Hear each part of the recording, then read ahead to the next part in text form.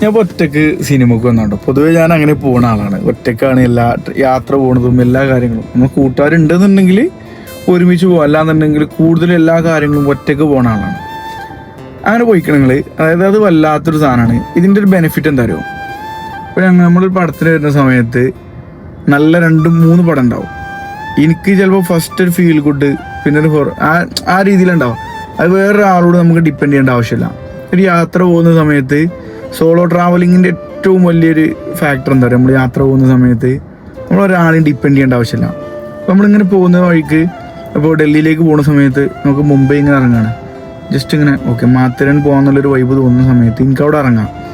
ഒപ്പം കുറേ ചെക്കന്മാരും അല്ലെങ്കിൽ 1-2 ആൾക്കാരുണ്ടെന്നുണ്ടെങ്കിൽ, അല്ലെങ്കിൽ നമ്മളെ കൂടെ ആരെങ്കിലും ഉണ്ടെന്നുണ്ടെങ്കിൽ അത് പോകണപ്പോൾ നമുക്ക് പിന്നെ പോയാൽ പോരെ എന്നുള്ള ചോദ്യം വരുമ്പോൾ നമ്മളവിടെ അവർക്കും വേണ്ടിയിട്ട് ത്യാഗം സഹിക്കുകയാണ്.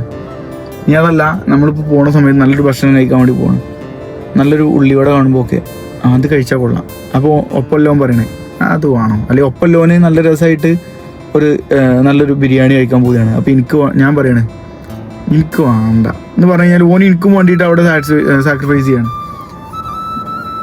ആസ്വദിക്കാൻ അറിയുമെങ്കിൽ ഒറ്റക്കുള്ള യാത്രകളും ഒറ്റക്കുള്ള സംഭവങ്ങളുണ്ടല്ലോ, അത് വല്ലാത്തൊരു ഫീലാണ്. കൂട്ടുകെട്ടുകൾ മോശമാണെന്ന് ഞാൻ പറയുന്നില്ല.